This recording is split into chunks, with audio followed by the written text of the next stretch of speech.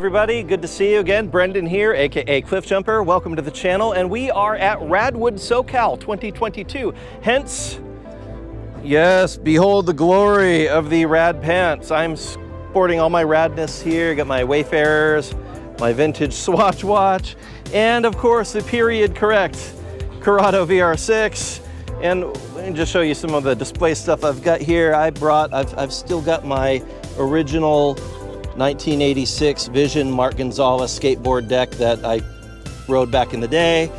I brought a Steinberger guitar. Yeah, I'm a guitar nerd, so that's radness. And this over here is a skateboard that I built for my kids to ride, which matches mine. So we've got that. We've got, of course, the brick telephone, some rad Wayfarer sunglasses, pop rocks, and on the back of the car, completing the display, we have my infamous little nesting doll mini-me collection of little Corrados that round it all out. So we've got a full display for the Corrado here, and on display there is just a virtual plethora of radness. Let's walk around and check out some of what we've got going on here, because peak radness has been achieved.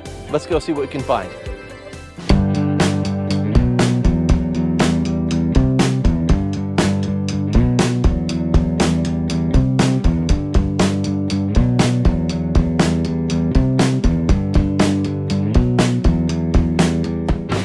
Of course, you cannot have a Radwood without the world famous DeLorean, and this one right here happens to be the slowest spec example that you could possibly have. But you know what? It's perfect, because this has the automatic transmission, which means this would be a great daily driver. So what do you think? Next car, DeLorean, automatic transmission daily driver? Give me a thumbs up on the likes if you think I should do that, or leave a comment. But yeah, that's on my list. Speaking of cars on my list, I saw one over here that I want to see if it's still here. It was earlier, and it was one of those cars that I formerly had in my possession. Not this specific one, but you know, the similar. And I've always regretted not keeping it. So yeah, it is still over there. So we're gonna go check it out in a second. Oh wow, that's a unicorn in actual functioning VR4. There were two? Yes. Wow. That's like, all right, that's amazing. This is officially the best show ever. Very nice. 300Z. Here we are. This is the car that I have always regretted not keeping, and I've tried for a while to get another one. The Alfa GTV6. And this particular example, I happen to know, has been tastefully modified. Obviously, it's got some period correct wheels, which are incredible. It also has the 3-liter motor from the Milano. So somebody did some nice work on this Alfa. Peeking inside, it's got the leather Recaro interior, which is highly desirable on this spec. And they've done the French high beams, which, you know, I can take it or leave it, but this car is so much fun. It is front engine, rear transaxle, and because of that, it's a perfect 50-50 weight distribution. It's one of the best handling cars in the world, and I want one. I want to have one again. Yeah, so I don't know. Maybe I'll find a really broken project that I can love back to life, and one day that'll be back in my garage. Let's see what else we can find around here. Okay, I'm digging the turbo wheels on the Mk4 here, the XR4. It's got the 2.3-liter turbo motor, which, you know, back in the day, people underestimated how amazing this motor was. It responds really well to some minor tuning, and I can see that they've done some go fast goodies on this motor, so this thing probably hauls butt. Another car that was very underestimated back in the day, the Lotus Elan. They're, you know, overlooked. Because back at the time, they were horrendously expensive for a 2-seater convertible, and I think they're really attractive. I love the lines on it. They're very small, short wheelbase. It's kind of like driving a go-kart when you drive one of these, and they're amazing. And right next to it, we've got a 944 Turbo. And there are so many 944s here today. I mean, so many 944s. There's a whole herd, like a corral of them on the other side of the show. We'll catch up with those in just a little bit, but tons and tons of 944. So, Casey, if you're watching, I think you have inspired so many people to pull their 944s out of the garage and make them work again. Good job, because they're here. They're all here. You don't see very many Celica convertibles. Is this a factory model or is this a conversion? I don't know. Somebody is going to have to leave a comment and let me know what this is. But it's clean. It's actually pretty sharp looking. So if this is an import and a model that was available in Japan but not here, that would make sense. But it's very cool. Mark II.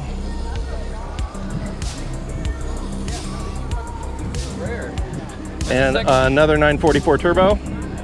Again, there are tons of these. All right, couple of NSXs, NSXi. How do you pluralize NSX? I don't know. Lancia. Very well driven Lancia. Now a little bit down the row from mine, there is another red VR6 Corrado. This one belongs to my friend Carly. Hers is way, way nicer than mine is, and the paint is exquisite. She's done some incredible work. I think Pure Motorsport has done a lot of work on this car. It looks fantastic. It's got, actually, if I recall, she's got the Recaro seats in here with brackets that I designed and fabricated. So yeah, that's a thing. Super clean. One of the nicest Corrados around. Love her car. It's what mine could be if I actually did body and paint. But I go back and forth on whether or not I want to do body and paint on mine because I like driving it. And I've got this terrible fear that, you know, I might drive off another cliff or something if I were to do all the body and paint like what happened with my last one. You know, don't drive off cliffs, kids. Take my word for that. All right, we got a cool M3. This one is also exquisite. Look at that motor. There's this gloriously restored. The Recaro seats that match the interior. Super nice. I remember a brief period of time when these were actually cheap and semi-reachable, and now they're just astronomical again. And next to it, we've got a sweet 16-valve Mark II GTI. The correct Recaro interior, love it. The rear seats match. Some nice refinished BBS wheels. Really nicely done. The Fiero Padiddle, love it. Road Warrior, obviously work in progress, but so good to see it on the road, making it here. Super cool.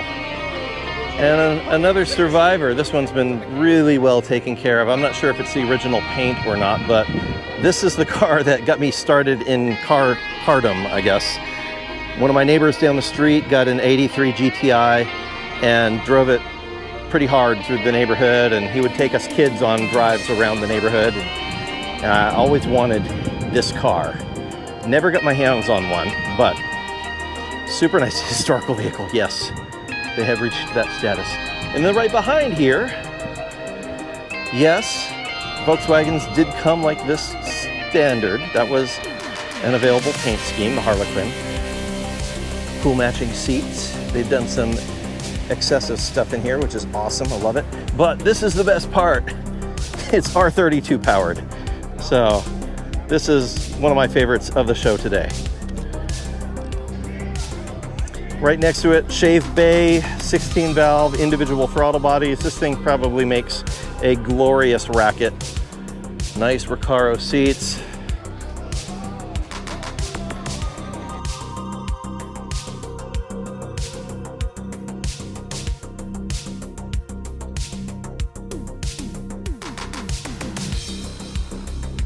Display, it's got the pop-out sport windows. Super cool. Really dig that. Approved.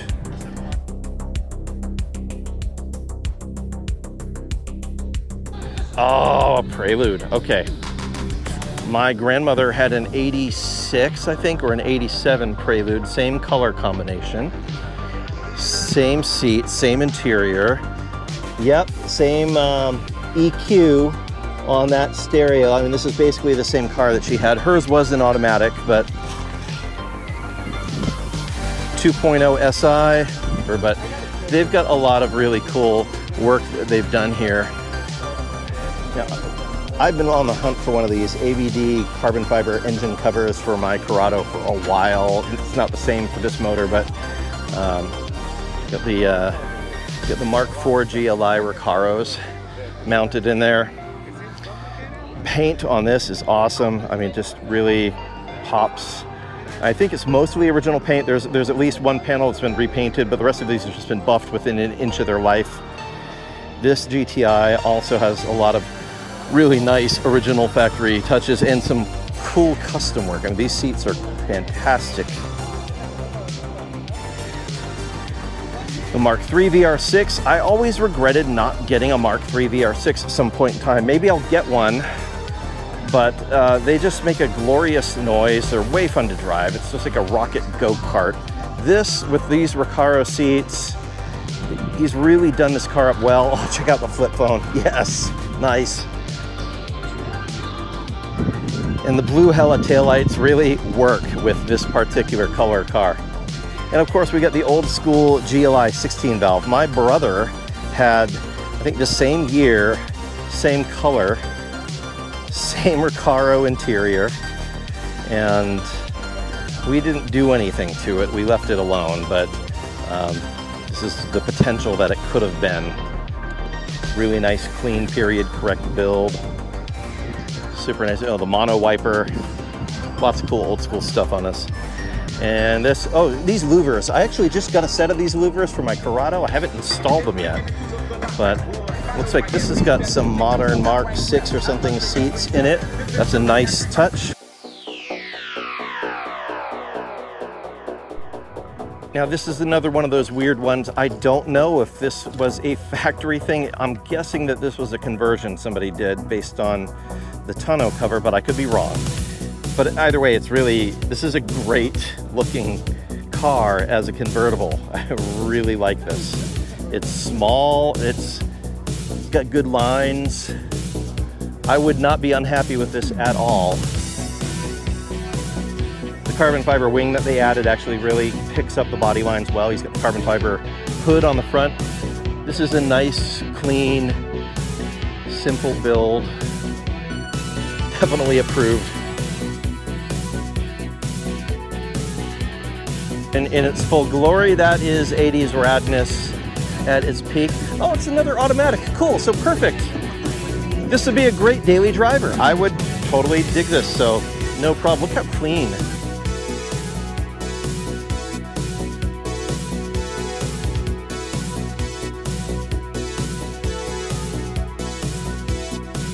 And then here we have Sacrilege, which I love.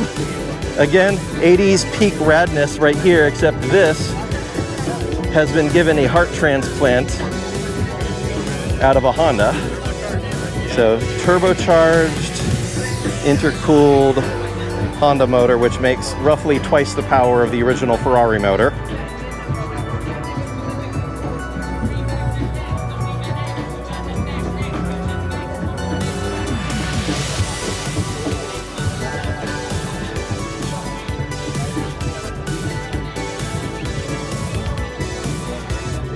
And of course, everybody who knows me knows my reaction would be, well, I would have put in a VR6 motor and turboed that because that's just as much sacrilege. But either way, this is a super clean build.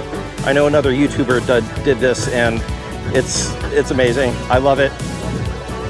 Cliffjumper approved. Yeah, this is how we chill from 90, well, like 94 or 95, but still, this is one of the cleanest VR6 GTIs I have ever seen. Love these Recaro seats they put into it. The apt wheels. The Remus exhaust, I think it's got, no, ABT exhaust. Yeah, approved. When I was in 3rd grade, this was the car. This was the car. And check it out, yes, even the fuzzy seat covers. It's a survivor, it's approved. Being that this is at the Honda Center, I can't leave out that they have included a whole bunch of original Type R's hanging out here. So we got this really clean one hanging out by itself, and then way over there, there's a bunch more down the field. You know, back in my street racing days, that was my mortal enemy right there. That was the enemy of the Corrado, was that car sitting right back there. So I can't acknowledge it too much, but it was a worthy opponent. You know, our Sequoia might be wrecked, and so I'm thinking maybe one of these, a Mitsubishi Bravo. That could be our next family car. I mean, it's just got a lot of advantages to this car. I mean, check it out.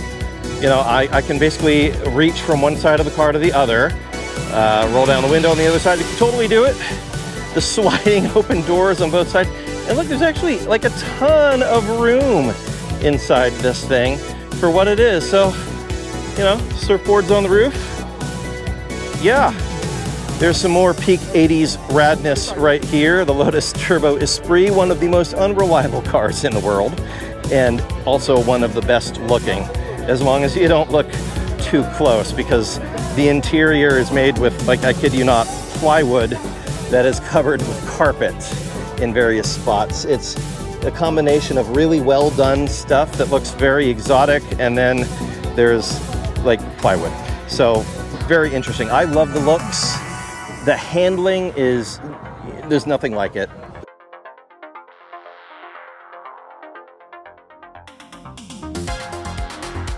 In Testarossa, this thing, the guy drives the snot out of this car, and I love him for it.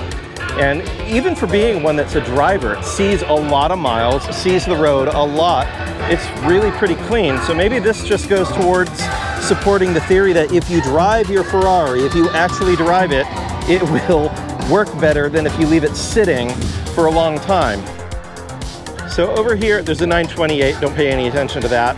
I already called dibs on it, it's mine. But here's part of our herd of 944s. So I'm probably gonna get drowned out by this announcer that's super loud, but this is a 90 928. And it's got the tail end that's updated that I really like. I like how they updated this with the more modern looking taillights on this, and I am a fan of the wing. I know there are people like Aaron who don't like the wing and they remove them, but I think that wing is just, it really makes the back end of the car, and there's really no bad angle on this car. They are so pretty, and from what I understand, they are glorious to drive. And he's got pop-up headlights going too, so that's super cool. Yeah, nice. The Fiat Panda. What a fun car. And this is the Country Club version, so it's actually four-wheel drive, and he's showing off the glorious four-wheel drive capacity and capabilities. Look at that articulation. He can go right up a curb. Right here, this is probably the finest example of a Suzuki Samurai that has ever graced any street in America. This thing is amazing. Check out the base deck that they've got going there. And this thing is just so much fun. The chrome, the pink, the teal, it is the best. So if you were ever hoping to build a Suzuki Samurai and do rad things to it, just stop, because they've already done it all. This is the best. I think this Honda Beat was here last year, but it is super cool. Definitely dig this. This would be another fun daily driver, have a K car like this. Although honestly, the AutoZam AZ1 is probably more my style. I love the gull wings and all the weird 80s styling.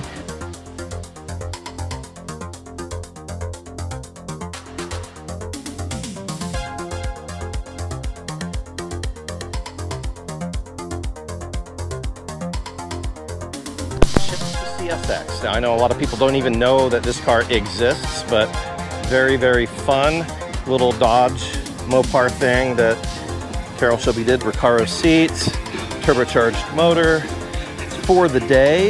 It actually had some pretty decent performance. Oh, he's gonna open it up. Yeah, check it out. Yeah, check it out. The proprietary Shelby interior, all the way around on the doors and the dash. Again, the motor came in just about everything, but this is a very special one. Is this the one that has the adjustable vane turbo?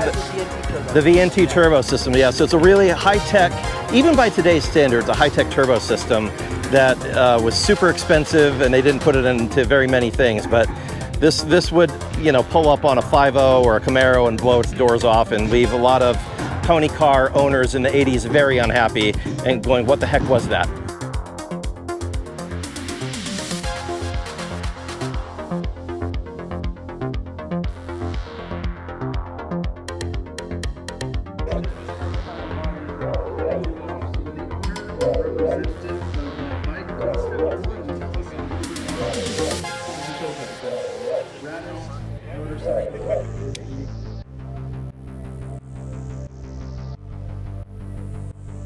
The future has already arrived.